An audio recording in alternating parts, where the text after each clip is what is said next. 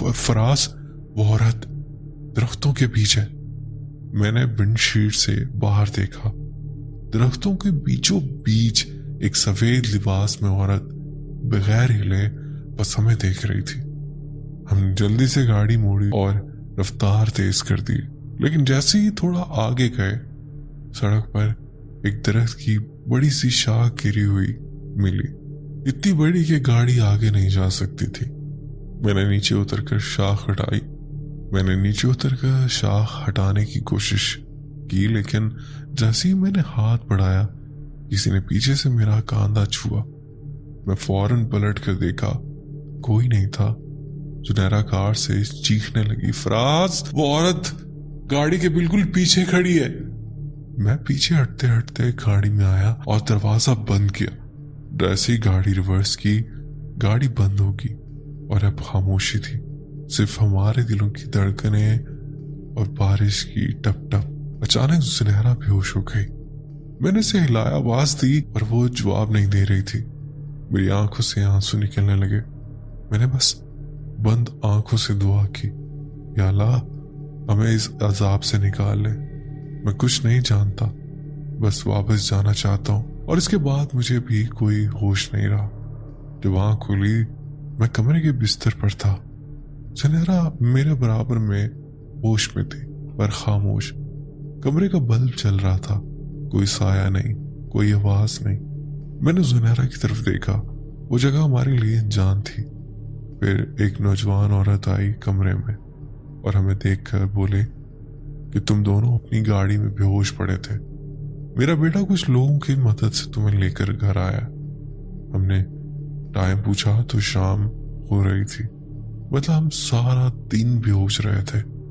हम दोनों उठकर बैठे और हम एक दूसरे का हाथ थामा, जैसे बरसों बाद मिले हों। रात वहां गुजारी क्योंकि अब हम कोई भी रिस्क नहीं लेना चाहते थे। और अगले दिन हम वापस अपने शहर पहुंच गए। लेकिन वो वाकया आज भी हमारे दिमाग में ताज़ा है। कभी कभी रात को सुनहरा नींद में चौंक जाती है, कहती है, फराज, वो खिड़की में दोबारा दिखाई दी थी। और मैं कभी किसी होटल में आईना नहीं देखता। बतान में ये थी मेरी कहानी। अगर आपको अच्छी लगे तो लाजमी शेयर करिएगा। बहुत शुक्रिया, आपने अपनी स्टोरी हमसे शेयर की। बढ़ते हैं एक और स्टोरी की तरफ। मैं अपना नाम नहीं बता सकती और ना ही अपना होम टाउन, क्योंकि मेरी कुछ कजन्स भी आपकी वीडियोस देखती हैं। हमारी फैमिली बहुत बड़ी, यानी मेरी नानी और दादी 12 बहन भाई थे और सबके आपस में बहुत अच्छे ताल्लुकात हैं। हम 6 कजन्स हैं जो दरअसल मेरी मम्मा के कजन्स हैं, लेकिन उम्र का फर्क कम होने की वजह से मैं इन्हें अपनी आप ही कहती हूँ। हम सब की आपस में बहुत अच्छी दोस्ती हुआ। कुछ यूं कि मेरी खाला की बेटी की शादी 2025 की जनवरी में हुई और हमने सोचा कि शादी के बाद इसे दावत पर बुलाते हैं। हम 6 लड़कियां अपनी 2 बड़ी कजन्स और खाला की बेटी के शौहर के साथ एक करीबी रेस्टोरेंट गए। रात को वापसी पर हमें 2 बज गए। चूंकि गाड़ी अपनी थी इसलिए घर वालों को ज्यादा मसला नहीं था। उन दिनों मुझे शायद बुखार था, लेकिन जाना जरूरी भी था और बहुत ज्यादा एक्साइटमेंट भी थी, तो मैंने दवा ली और आराम किया। फिर शाम 5 बजे हम निकल गए। मुझे अतर और परफ्यूम का शौक नहीं, बल्कि एक जुनून की हद तक लगा हुआ है। वापसी पर मैं अपनी नानों के घर चली गई क्योंकि मैं वहीं रुकना था और बाकी कजन अपने अपने घरों को चली गई।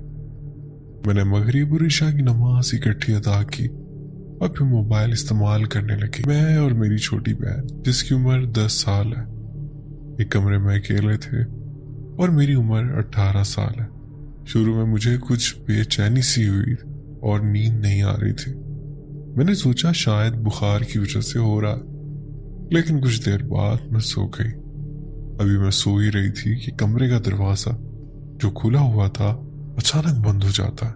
सामने वाले कमरे में मेरी मामा और नानू सो रहे थे और साथ वाले किचन में मेरे मामू थे। तो किचन से खटपट की आवाज आ रही थी, जिससे मुझे इत्मीनान था कि मामू जाग रहे हैं। پھر ایسا ہوا کہ مجھے لگا جیسے سامنے موجود صوفے سے کچھ گرنے کی آواز آئی، یا یوں محسوس ہوا جیسے کوئی اچانک اس پر اچھل کر بیٹھا ہو۔ پھر مجھے مسلسل ایسا محسوس ہونے لگا کہ کوئی مجھے گھور رہا ہے۔ میں بہت ڈر رہی تھی۔ مجھے اس وقت شدید گوز بمس آ رہے تھے، لیکن نیند کا ایک عجیب سا غلبہ تھا۔ میں اٹھ نہیں پا رہی تھی۔ نیند میں ہی میں نے دیکھا کہ میں چھوٹی بہن ایک عجیب سی کریپی اسمائل کے ساتھ میرے بائیں طرف بیٹھ کر مجھے کھو رہی ہے، لیکن جب میں نے دائیں طرف دیکھا تو وہاں بھی موجود تھی، آرام سے سو رہی تھی۔ یہ سب میں خواب میں دیکھ رہی تھی۔ میں نے یہ بھی دیکھا کہ کمرے کا دروازہ کھلا ہوا ہے اور میری مما سامنے سے گزر رہی ہے۔ میں نے مما کو آواز دی، مگر وہ بغیر رکے سیدھی آگے بڑھ گئی۔ اس میں گھبرا کر ایک دم اٹھ بیٹھی۔ واقعی میری مما ہی تھی جو واش روم جا رہی تھی۔ میں نے انہیں اشارے سے روکا، لیکن مما کو بھی اس وقت تیز بخار تھا، اس لیے انہوں نے مجھے بھی اشارے سے روک کر خود واش روم کا رخ کر لیا۔ میں اٹھ کر ہچکیوں کے ساتھ رونے لگی۔ ایسا کبھی پہلے میرے ساتھ نہیں ہوا تھا۔ میں نے اپنی بہن کو جگایا۔ جب ساری بات بتائی تو وہ کہنے لگی، آپ ہی مجھے بھی بہت ڈر لگ رہا ہے۔ میں نے ابھی یہی خواب دیکھا ہے اور یہ بھی دیکھا کہ آپ مجھے اس طرح روتے ہوئے جگا رہی ہے۔ میں فوراً اٹھی اور سورہ بقرہ لگائی، تب جا کے ماحول کی سختی کچھ کم ہوئی۔ ہم دونوں بھاگ کر سامنے والے کمرے میں گئے تو دیکھا مما سو رہی تھی۔ میں نے جگا کر سب کچھ بتایا۔ نانو نے مجھے اور بہن کو اپنے ساتھ سلا لیا اور خود جا کر اس کمرے میں سو گئی۔ اب فجر کی اذان ہو رہی تھی اور اس کمرے کا دروازہ مسلسل خود بخود کھل رہا تھا اور بند ہو رہا تھا۔ سب لوگ سو رہے تھے سوائے ہم دونوں کے۔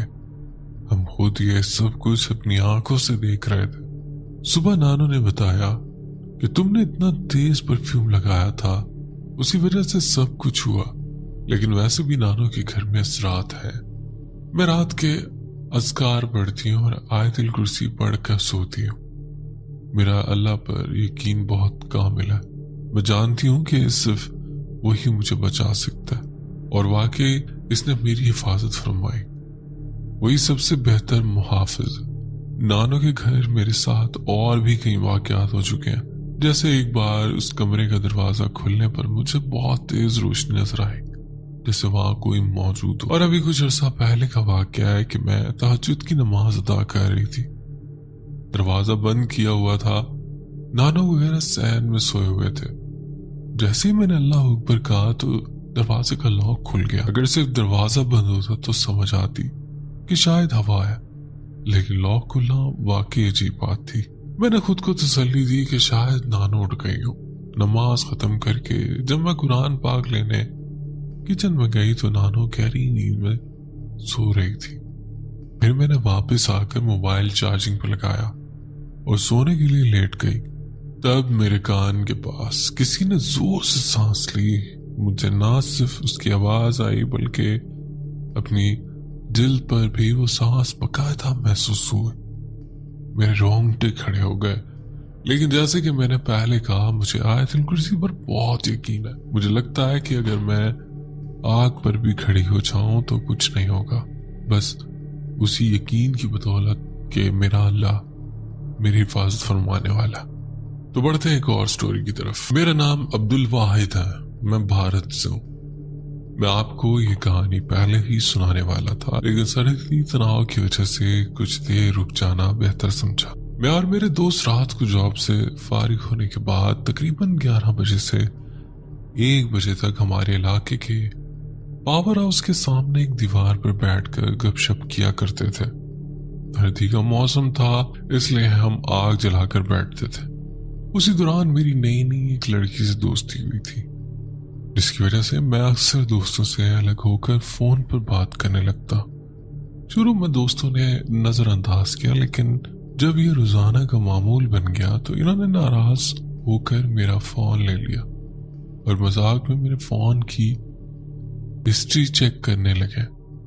جب انہوں نے یوٹیوب ہسٹری میں آپ کی ویڈیو دیکھی تو وہی سننا شروع کیا اور دیکھتے دیکھتے سب کو مزہ آنے لگا۔ اب میں آپ کو اصل بات بتاتا ہوں۔ پاور ہاؤس کے بالکل ساتھ ایک کمپاؤنڈ ہے جس میں 3 عمارتیں ہیں۔ وہاں بہت بڑی بڑی جھاڑیاں جو رات کے وقت بہت خوفناک لگتی ہیں، اور وہ تینوں عمارتیں تقریباً 20 سال سے خالی پڑی ہیں۔ جب ہم سب آپ کی کہانیاں سن رہے تھے تو ایک دوست نے شرارت سے کہا چلو سامنے والی عمارت کا جائزہ لیتے ہیں۔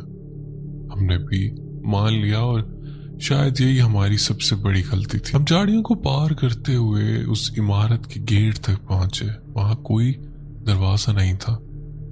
ہم نے موبائل کی ٹارچ آن کی اور اندر داخل ہوئے۔ اندر آتے ہی مجھے ایسا محسوس ہوا جیسے وہاں ہمارے علاوہ بھی کئی لوگ موجود ہیں۔ میں نے اسے وہم سمجھ کر نظر انداز کیا۔ ہم اندر جاتے گئے۔ عمارت کی حالت بہت